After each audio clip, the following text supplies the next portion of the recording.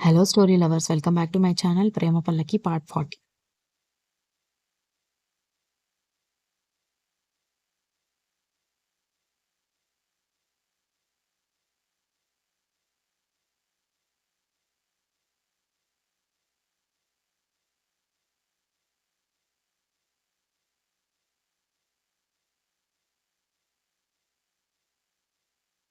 పెళ్లికి అన్నీ సిద్ధమయ్యాయి. ఇంటికి వచ్చిన బంధువుల మధ్యలో పెళ్లి కోసం చేపిస్తున్న మంగళ స్నానాలలో కేరింతలు సందడి మొదలైంది. పసుపు గంధపు కలయికతో ఒంటి మీద మురికితో పాటు మనసులోని మాలిన్యాన్ని కూడా తుడిపేస్తూ అందమైన భవిష్యత్తుకు బాటలు వేస్తున్న పెళ్లి తంతులు మంగళ స్నానం నుంచి మొదలయ్యాయి.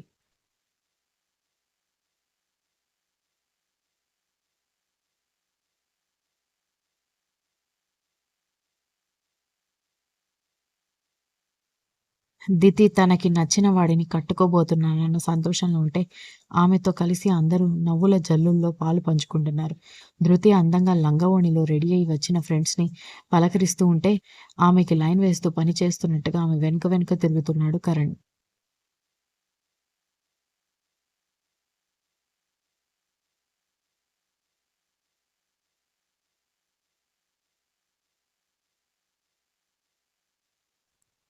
మైథిలి వాళ్ళ పుట్టిన ఊరు నుంచి వచ్చిన బంధువులంతా ఆటలు ఆడుకుంటూ సామెతలతో, చతుర్లతో పెళ్లి ఇంటిని సందడిగా మార్చారు. చాలా పెద్ద ఫంక్షన్ హాల్ బుక్ చేసి చాలా ఖర్చు పెట్టి మరీ మంచిగా పెళ్లి డెకరేషన్ చేయించారు. ఉండేది ఎదురిల్లే అయినా కూడా ఒకసారి పెళ్ళైన ఆడపిల్ల పుట్టింటికి ఎప్పుడు అతిథి అవుతుందని గుర్తు వచ్చినప్పుడు కన్నీళ్లు పెట్టుకుంది మైథిలి.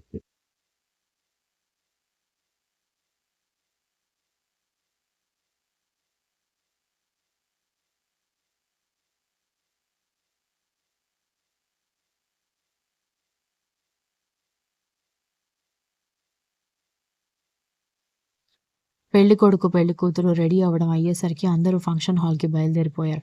పట్టుపంచతో, కళ్యాణ తిలకంతో, నుదుటిన పెట్టిన బాసికంతో శక్తి అలనాటి వెంకటనాథుడిని తలపిస్తుంటే లక్ష్మీదేవిలా అందంగా ఉంది దితి. పెళ్ళికొడుకు కాశీయాత్రకు వెళ్ళాలని పూజారి గారు చెప్పడంతో వెళ్ళిపోతున్న శక్తిని బ్రతిమాలడానికి వంశీ, ఆదిత్య, చింటూ పరుగులు పెట్టారు.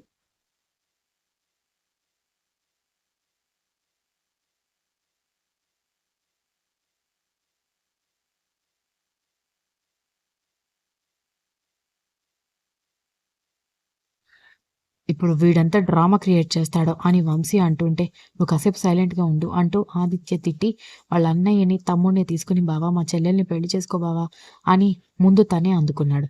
"ఆహా! మీ చెల్లెల్ని ఊరికే పెళ్లి చేసుకుంటారా ఏంటి? పెళ్లి చేసుకోవాలంటే మా అబ్బాయికి ఏదో ఒకటి ఇవ్వాలని" రేవతి తరఫు బంధువులు ఆట పట్టించడం మొదలుపెట్టారు.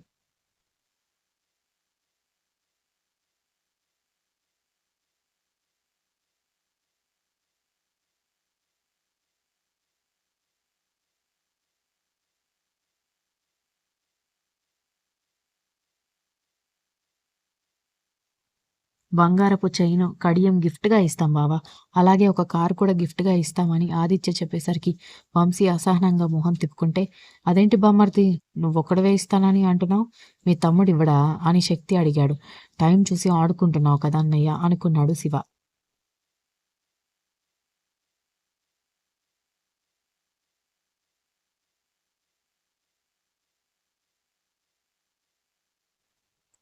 అటు మండపంలో కూర్చున్న దితి భయపడుతుంటే, "ఏం కాదులే.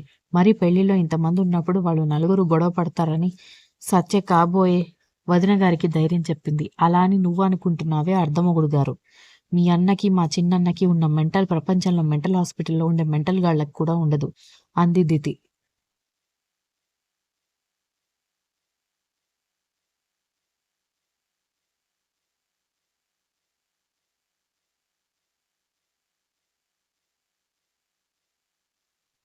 "అయ్యో! మా అన్నయ్య చెప్పాడంటే మేము కూడా చెప్పినట్టే బావగారు" అంటూ వంశీ సాగదీసేసరికి అందరూ నవ్వేయడంతో, "అలాగే మీ చెల్లెల్ని చేసుకోవడానికి ఒప్పుకుంటున్నానని" మళ్ళీ వెనక్కి తిరిగి వచ్చి కాళ్ళకున్న పావుకోళ్ళు విప్పేసి కూర్చున్నాడు శక్తి. పూజారి గారి మాంగళ్య మంత్రాల నడుమ కళ్యాణ ఘడియల్లో అన్ని పూజలు, తంతులు పూర్తి చేసి గౌరీమాత వ్రతంతో సాక్షాత్తు గౌరీమాతలాగా వచ్చి తన పక్కన కూర్చున్న తన రతీదేవి తలపైన జీలకర్ర బెల్లంతో పాటు మాంగళ్య ధారణ చేసి మెట్టెలు తొడిగి ఆమెతో కలిసి 7 అడుగులు వేసి తలంబ్రాలతో తనదాన్ని చేసుకున్నాడు శక్తి.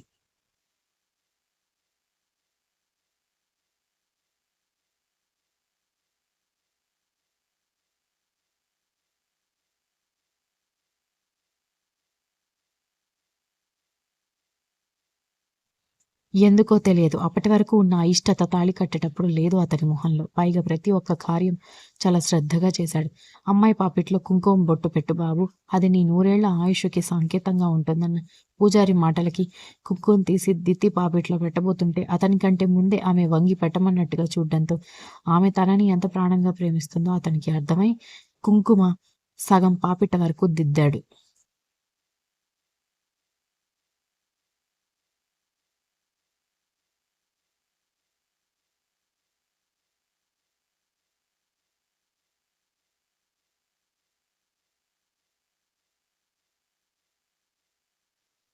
నిజానికి అతను తాళి కట్టేటప్పుడే ఆమె కంటి నుంచి జారిన కన్నీటి చుక్క అతని పాదాన్ని అభిషేకించింది కానీ, అప్పుడు పిడికిలి గట్టిగా బిగించి ఎవరికీ అనుమానం రాకుండా ఎత్తిన జడ వెనుక పచ్చని మెడలో తాళి కట్టాడు. నూరేళ్ల కలకాలం చల్లగా ఉండాలని అందరూ అక్షింతలతో ఆశీర్వదిస్తే అందరికీ చేతులెత్తి నమస్కారం చేశారు.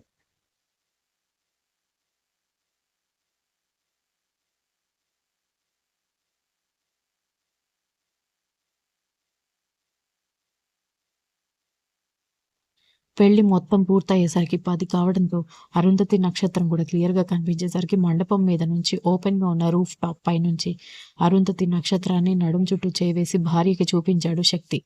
కొంగుముడి వేశారు.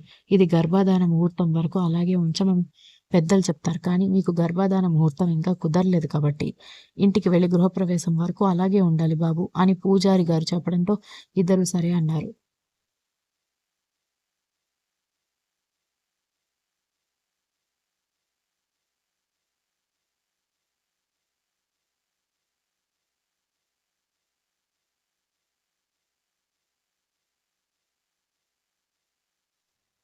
పెళ్లి మొత్తం పూర్తయ్యే వరకు కూడా ఆగకుండా త్వరగా వెళ్ళిపోవాల్సిన గెస్టులు భోజనాలకు వెళ్ళిపోతే, దగ్గర బంధువులు మాత్రం పెళ్ళికొడుకు కూతుర్ని ఆట పట్టిస్తూ ఇక లేట్ అవుతుందని భోజనాలకి వెళ్లారు.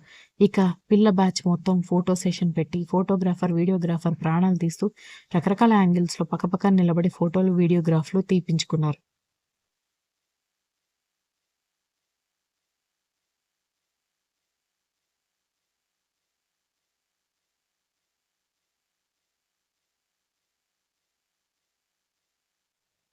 దితి పక్కన శక్తి ఉన్న కారణంగా చింటూ, వంశీ ఫోటో దిగడానికి నిరాకరించినా కూడా ఇది మన అక్క పెళ్లి. ఒకసారి పెళ్లి చేసుకుంటుంది.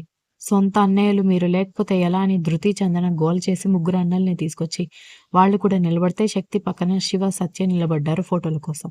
అన్నయ్య మేము ఫుల్‌గా ఫోటోస్ దిగాం కాబట్టి ఇప్పుడు కపుల్ ఫోటోస్ మీరు దిగాలి అనేసరికి తమ్ముడు వైపు శక్తి కోపంగా చూస్తే ఇదిగో ప్రీ వెడ్డింగ్ ఫోటోషూట్‌కి, పెళ్లిలో తీసే ఫోటోషూట్‌కి దీనికి అస్సలు సంబంధం లేదు. అప్పుడు తీశాం కదా అని నువ్వు ఇది ఆపడానికి వీల్లేదు అని చెప్పి సత్య వైపు చూసి కనుసైగ చేయగానే శక్తి కుడి చేతిని గబగబా తీసుకువెళ్లి పక్కనే ఉన్న దితి ఎడం వైపు నడుం మీద వేసి ఆమె కుడి చేతిని శక్తి భుజం మీద వేస్తే అతని ఎడమ చేతిని ఆమె వీపు పైన వేసి ఇద్దరిని ఎదురెదురుగా నిలబడేటట్టుగా చేసి ఫోటోగ్రాఫర్‌కి చూపించడంతో గబగబా 3 ఫోటోలు క్లిక్ కంగారుగా ఉన్న దితి శక్తి మొహాలను ఎదురుగా తిప్పేసరికి ఒకరి కళ్ళలోకి ఒకరు చూసుకుంటున్నట్టుగా ఉండడంతో దాన్ని కూడా వీడియో ఇంకా ఫోటో తీపించారు.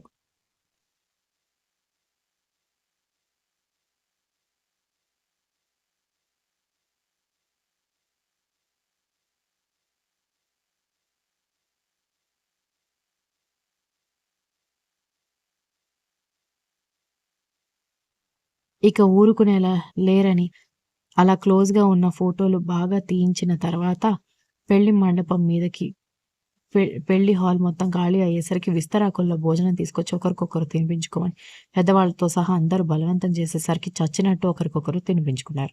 దితి కావాలని తనకి తినిపిస్తున్న శక్తి చేతికి ముద్దు పెట్టడంతో శక్తి ఒళ్ళంతా గగురుపాటుకి గురైంది. Continuous. If you like the story please like, share, comment and don't forget to subscribe.